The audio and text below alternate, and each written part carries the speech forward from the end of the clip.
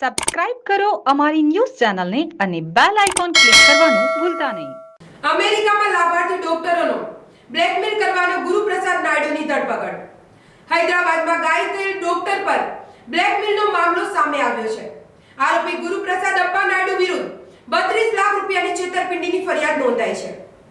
ગત 26 સપ્ટેમ્બર 2024ના રોજ Surat cyber cell દ્વારા ચેન્નઈમાંથી ગુરુપ્રસાદની ધરપકડ કરવામાં આવી હતી.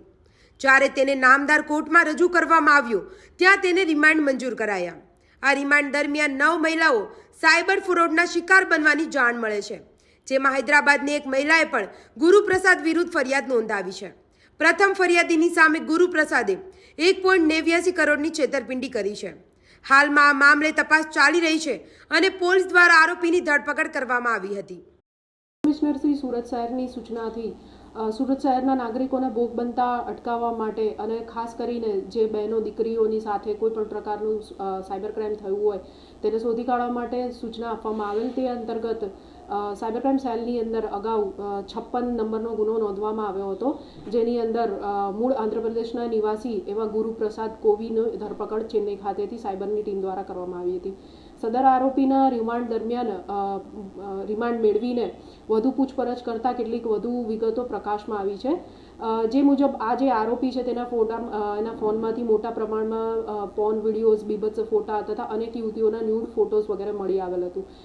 વધુમાં તેના મોબાઈલની વધુ તપાસ કરતાં કુલ 9 યુવતીઓને એણે અલગ અલગ રીતે શિકાર બનાવી હોય. કોઈને ફોટો મારફતે, કોઈને બિઝનેસમેન તરીકે કાં તો જીમ ટ્રેનર તરીકે પોઝ કરીને ખોટી પ્રોફાઇલ બનાવીને વિશ્વાસમાં લઈને તેમને લોન અપાવવા કે બિઝનેસ સેટ કરવા કે કોઈ પણ રીતના તેમની પાસેથી પૈસા લીધા હોય એવી અલગ અલગ યુવતીઓની, ભારત દેશના અલગ અલગ રાજ્યોમાં રહેતી યુવતીઓની વિગતો મળી આવેલ. સાયબર સેલ દ્વારા યુવતીઓનો સંપર્ક કરી બિલકુલ પૈસા નહીં આપવા તથા તેઓને આ શખ્સની વિરુદ્ધ ફરિયાદ દાખલ કરવા માટે જણાવવામાં આવેલ. તે અંતર્ગત એક દીકરીએ હૈદરાબાદની અંદર જે સાયબરાબાદ છે તે સાયબરાબાદ પોલીસ સ્ટેશનની અંદર કુલ 32 લાખ રૂપિયાનું ફ્રોડની સાયબર ક્રાઇમ પોલીસ સ્ટેશનની અંદર ફરિયાદ આપેલ છે. આ ઉપરાંત જે જરૂર પડે ગાઈડન્સની અત્રેથી પૂરું પાડવામાં આવે છે જે ભોગ બનનાર છે તેઓને. સાથે સાથે ખાસ આ કેસની અંદર જે બધું બીજી વિગતો ધ્યાનમાં આવી છે એ મુજબ છે કે આરોપી પોતાના ફોનની અંદર સૂઝ, ટિન્ડર, બમ્બલ, ફેટ લાઈફ નામની અલગ અલગ જે ડેટિંગ વેબસાઇટ્સ, ડેટિંગ એપ્લિકેશન્સ છે એનો યુઝ કરતો હતો. આરોપીએ અલગ અલગ ફેક પ્રોફાઇલ બનાવેલી હતી જેની અંદર એ યુરોપિયન પર્સન હોવાનો દેખાડો કરતો હતો. યુરોપના અલગ અલગ દેશના સારા એવા આકર્ષક દેખાતા યુવક અને યુવતીઓના ફોટાનો ઉપયોગ કરીને તેણે જેક્સ પાર્કર અને શ્રીનિકા ડિયાઝ નામની 2 અલગ અલગ ફેક પ્રોફાઇલ ઇન્સ્ટાગ્રામ પર બનાવેલ હતી, જેના માધ્યમથી તે મહિલાઓને લલચાવતો હતો. અને સાથે સાથે જે શ્રીનિકા ડિયાઝ નામની એણે પોતાની આઈડી બનાવી હતી એના મારફતે છોકરીઓનો વિશ્વાસ જીતીને એમને પોતાની સાથે એમને મદદ કરવાના બહાને એ રીતના એમનું વિગતો મેળવતો હતો.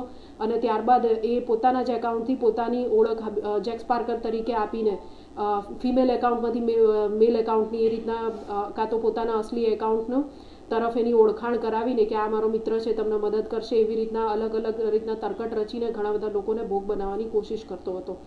વધુમાં આ જે ભોગ બનનાર છે એ બધાને પોતાનું પાસે ઘણું મોટું બેંક બેલેન્સ છે, ઘણું મોટું બેંક એકાઉન્ટ છે અને કરોડો $US કે ઓસ્ટ્રેલિયન ડોલર પોતાની પાસે છે એ રીતનું બતાવવા માટે પોતાના મોબાઈલની અંદર જે સ્ક્રીનશોટ વગેરે એને એડિટ કરી શકાય એ માટેની એપ્લિકેશન પણ વાપરતો હતો.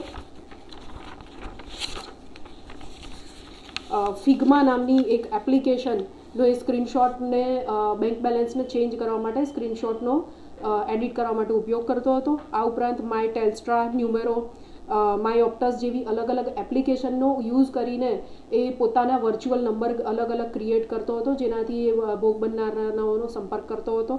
આ ઉપરાંત પ્રોટોન VPN એપ્લિકેશનનો પણ યુઝ કરીને પોતાનું લોકેશન ભારતમાં નહીં પરંતુ બહારની કન્ટ્રીમાં બતાવતો હતો. અને આરોપીના મોબાઈલમાં ફેક GPS નામની એપ્લિકેશન પણ મળી આવેલ છે. અને આ ઉપરાંત મહિલાઓનો સંપર્ક સાધવા માટે બીજી પણ એમોનો ઉપયોગ કરતો હતો, જેમ કે ગૂગલ પરથી સારા એવા બંગલોઝ અને ફ્લેટ્સ લક્ઝરિયસ હોય એના ફોટા ડાઉનલોડ કરીને ફેસબુક પર અલગ અલગ જે ગ્રુપ હોય છે ફ્લેટમેટ્સ વગેરે એની અંદર પણ એ પોતાને ફ્લેટમેટ જોઈએ છે અને પોતે ફિમેલ છે એ રીતે પોઝ કરીને આ એકાઉન્ટ્સ ઉપર એ પોસ્ટ કરતો હતો, આ ઘરના ફોટા કે મારે ફ્લેટમેટ જોઈએ છે. એ મારફતે જે છોકરીઓ તેના સંપર્કમાં આવે એમને કોઈ ફ્લેટ વગેરે ન બતાડે અને એના પછી એનો સંપર્ક સધાય પછી નાણાકીય મદદ કરવા માટેનું તૈયારી બતાવતો અને સાથે સાથે પછી એ પૈસા આપવા માટે પણ લોન પ્રોસેસ કરાવવા માટે મારે પૈસા જોઈશે, આટલો ટેક્સ લાગશે, એ રીતના પણ એણે અલગ અલગ ફ્રોડ કરેલ છે. આ હજુ અત્યારે આરોપીના રિમાન્ડ પૂરા થયેલ છે અને સાયબર સેલ દ્વારા આગળની જે કાયદાકીય કાર્યવાહી અને તપાસ ચાલુ છે. અત્યાર સુધી કેટલા લોકો ભોગ બની ચૂક્યા છે? હાલના તપાસ પ્રમાણે કુલ 9 લોકો ભોગ બની ચૂક્યા છે. અને રાજ્યમાં કેટલા કિસ્સાઓ બન્યા? આપણા ગુજરાત રાજ્યમાં એક જ આ કિસ્સો છે, બાકીના જે છે એ બીજા રાજ્યોની અંદર છે. જમના ન્યૂઝ સુરત.